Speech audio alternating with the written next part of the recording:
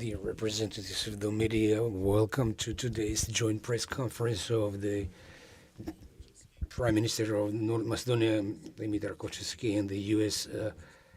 Deputy Assistant Secretary and Special Representative for the Balkans, Gabriel Escobar. Dear media, dear citizens, and dear Gabriel, first of all, let me answer a question that was raised during the last 2 days by the opposition, and I will cite it. They said that the government is kneeling down for foreign diplomats to come into the country and exert pressure as parts of a global conspiracy and this super enemy of the Macedonian against this opposition, and to ensure the voting goes in the right direction. This is not true, of course, because we have today in North Macedonia is the highest level representative of the United States. He is here as part of his regular visits to the region because the High Representative Escobar is a representative for Europe and a special envoy for the Western Balkans. It's not his first, nor will it be his last visit, and in the name of this friendship and today's meeting at which we're discussing exactly the issues that we have achieved together over the past years and what lies ahead of us and what we can do together. Let's not forget that we are a NATO member country that is highly appreciated in the alliance due to the assistance that we have provided in their fights for a free country and free decision by the citizens of Ukraine as they want, not as someone else wants. And then we also participated in the expansion of NATO and, of course, our integration efforts that we are taking that we have been supported in by our friends from the U.S. and NATO. We had a dinner last night with esteemed guests, and as always, it's a significant meeting.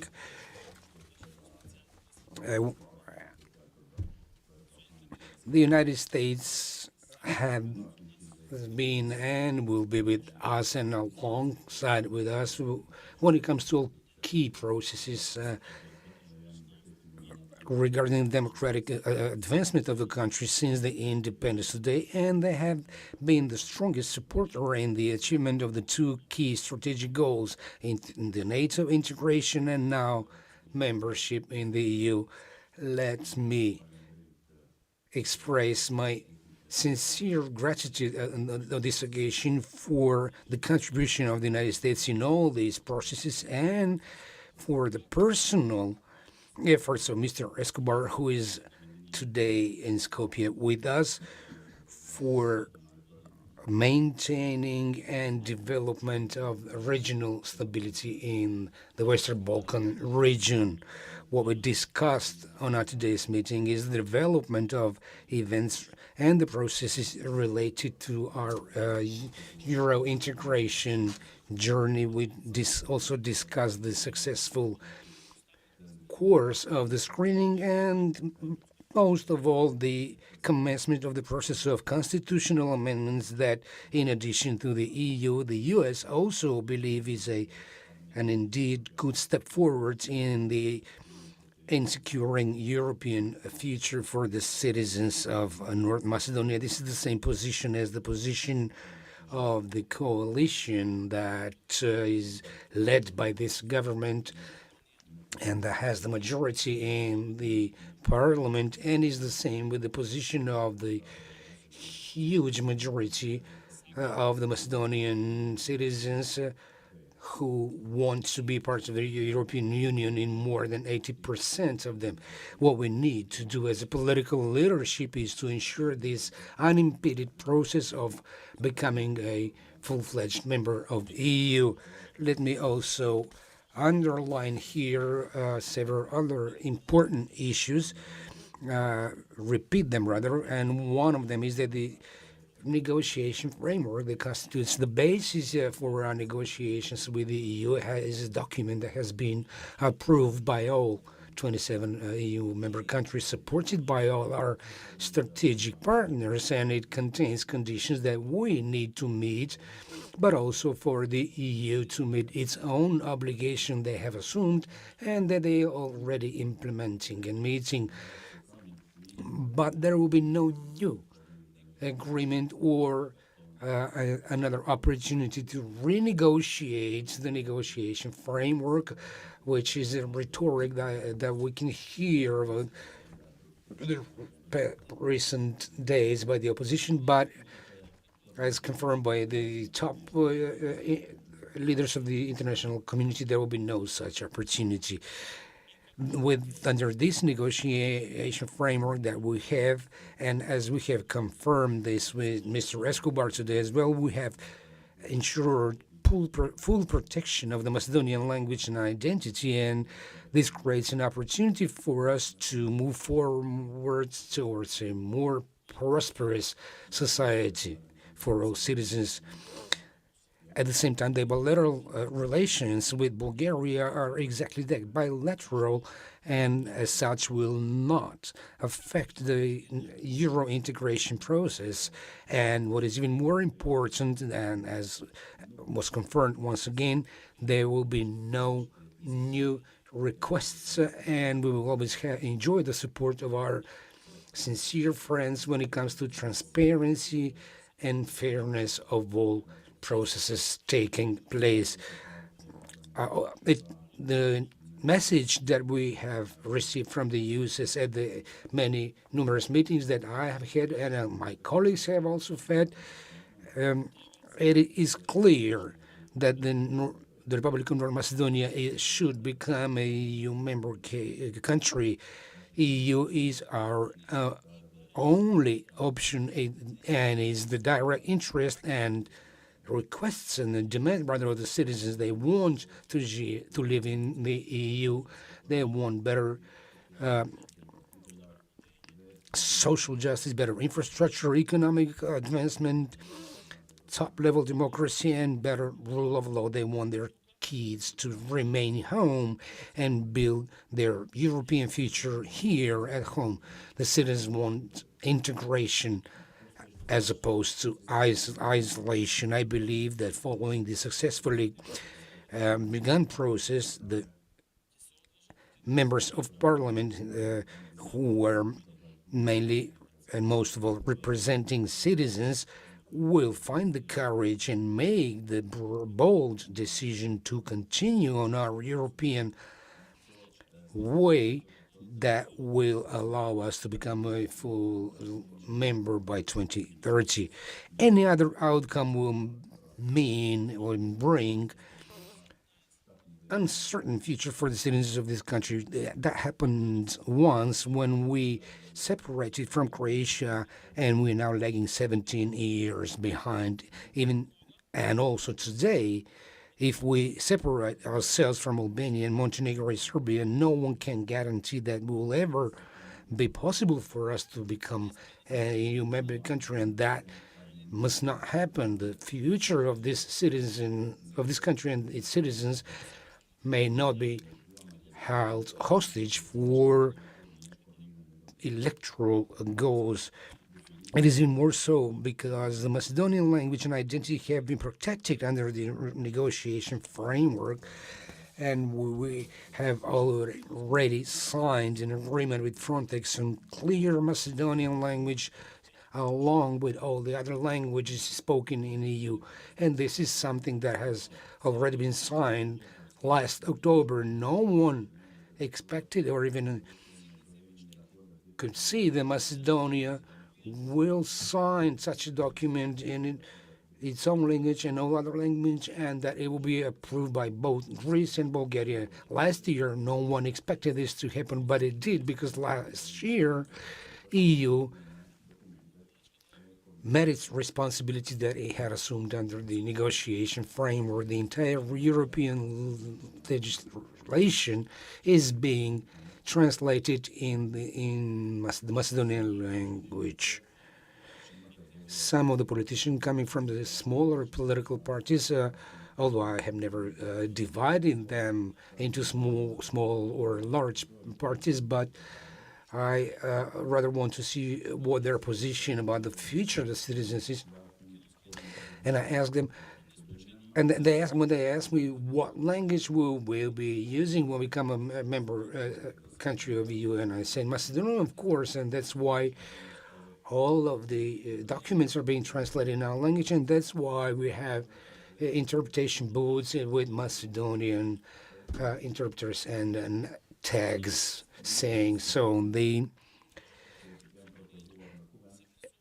amendments proposed to the MPs also relate to other parts of peoples, as we are a functional multi-ethnic society, but with a clear distinction between the Macedonian and all the other peoples, including the Bulgarian ones. So the amendments to the Constitution will not constitute a threat to any issue related to the Macedonian identity. On the contrary, it only strengthens those. The situation is very clear.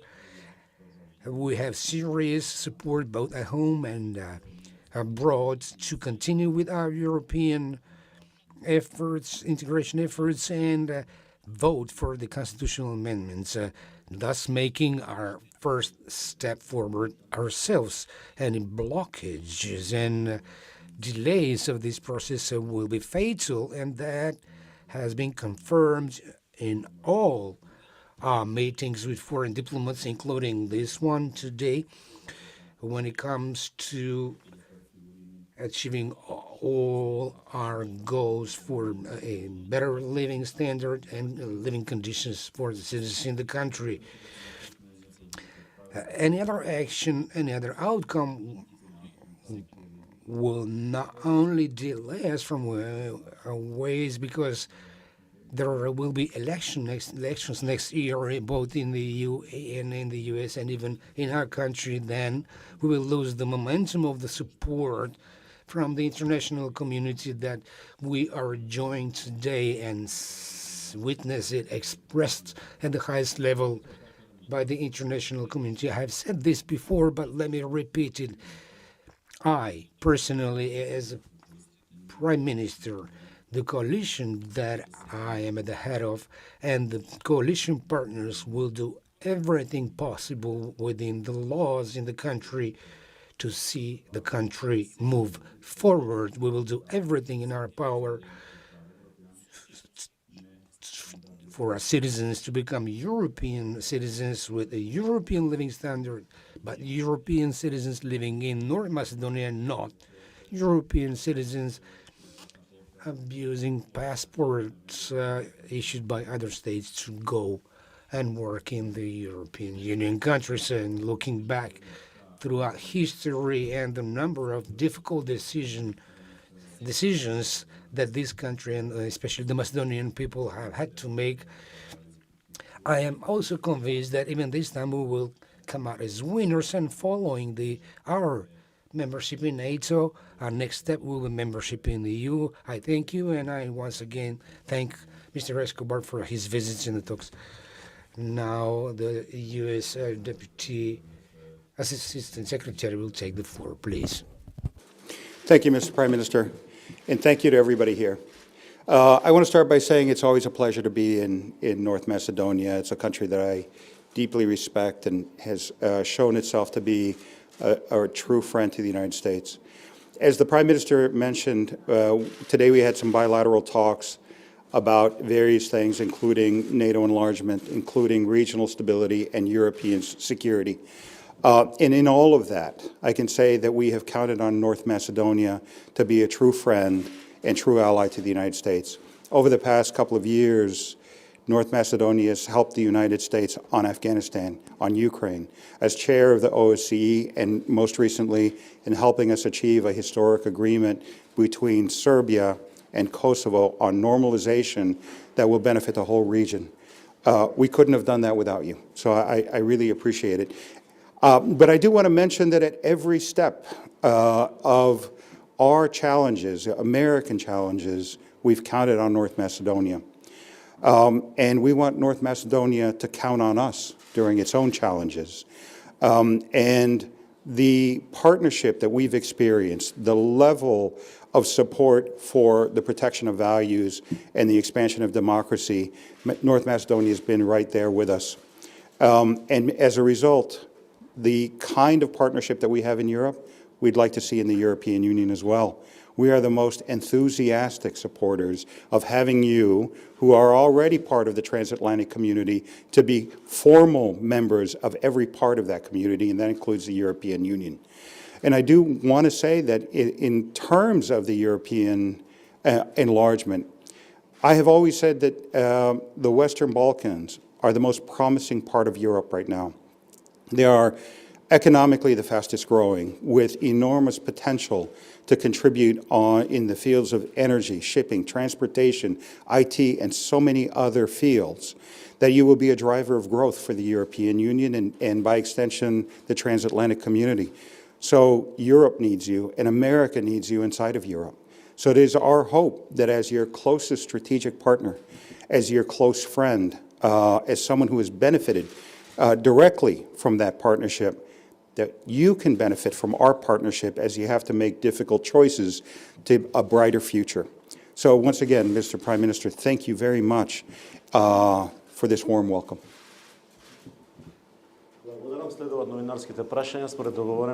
Now we will have journalist questions. You have an opportunity for 4 questions, 2 plus 2. Mihaela Dimovska from Channel 5 Television. I have a question for Mr. Escobar. How do you comment the initiation of the constitutional amendments process in Parliament that started and was immediately stopped? And what is your position regarding these procedures? Very excited that the process started because we're very excited to see you in the European Union. You are members of the Euro-Atlantic community. So we'd like to have our closest friends in all of those structures. So I'm happy that the process started, and I hope that it'll continue. We move on. Mr. Kovachevski, how many of these high-level delegations will we have to welcome before we cast the votes, because the deadline is already here and we have nothing specific, and we have been running this debate, this very same debate, for 6 or 7 months. The fact that we are having a debate for a longer period of time means that it is an extremely important issue. Any strategic decision is a decision that defines the future for many generations to come. If it is about a decision that does not define the future, then probably the debate would not take that long or get into so much detail and at so many levels. This only confirms that this is an extremely important issue. And you know that best as the media, reporting on various topics from the country and abroad. And it's going to be held as much and as long as possible in order to make the right decision to accomplish the goals and the vision of the citizens of this country. When the process started, I had the lengthy presentation in Parliament specifying the goals we set ahead of ourselves, and European and Euro-Atlantic integrations as a linking tissue of the citizens in this country with all their variety. I spoke about the fact that our citizens deserve to live in a society that has the same EU standards that the EU member states are having. Our citizens that used to have much higher living standards from the Warsaw Agreement countries and until 10 to 15 years ago, such as Slovakia, Poland, the Czech Republic, Romania, and Bulgaria, they are ahead of us today, not because they're individually better, but because they have become part of the EU. And anybody that is a member of a 500 million people's market, together with the United States market, they can make progress. And precisely for the fact that our citizens are deserving this, the process will continue and will debate as long as we complete it successfully for the citizens of the country. Telma Television, I have a question for Mr. Escobar. Mr. Escobar, you are to meet the leader of the opposition party, Mr. Christian Mickovski, that immediately before your coming said that he was not willing to succumb to pressures and torture when it comes to constitutional amendments, and you're only welcome to hear out his arguments. What are you going to say to Mr. Mickovski? Start by saying I'm not here to torture anybody. I want to make it very clear that the United States does not choose governments for NATO countries. But we do set expectations, and the one thing that I will talk about will be to provide the same message that I've been giving around the region, that the United States sees as natural partners those that are committed to European integration, committed to NATO, and committed to the fight against corruption. And I want to make that part clear at least. But I also do want to hear have a very open exchange of views, and I hope to have more after the meeting to provide the public. And the last question, Alexandra. Mr. Prime Minister, are you an optimist that the constitutional amendments will be adopted by November, and what is your message to the Macedonian MPs? First of all, I'll recall the questions that I received if I were an optimist last year, within 6 months, if an agreement could be reached for North Macedonia to obtain the negotiation frameworks whereby we would start the negotiations after 17 years of waiting. I'm a rational optimist. That means that I believe in the accomplishment of the goal, and I'm working on its accomplishment.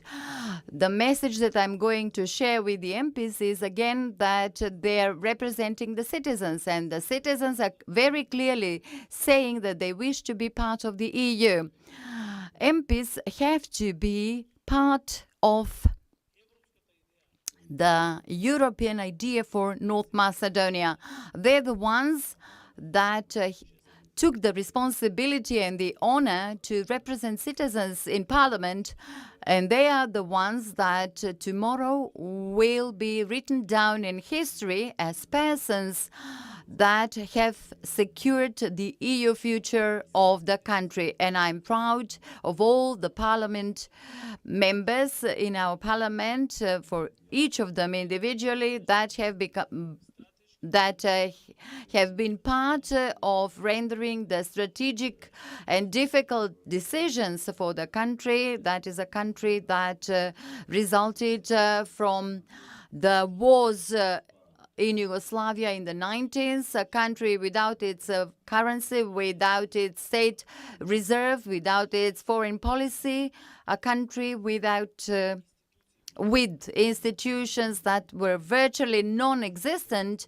And today we are a factor of stability in the Balkans, a NATO member state, a country that is chairing OSCE, a country that discusses and provides a platform for other countries that have mutual misunderstandings to discuss with each other, and therefore I believe that we'll become an EU member state. Thank you for your attention.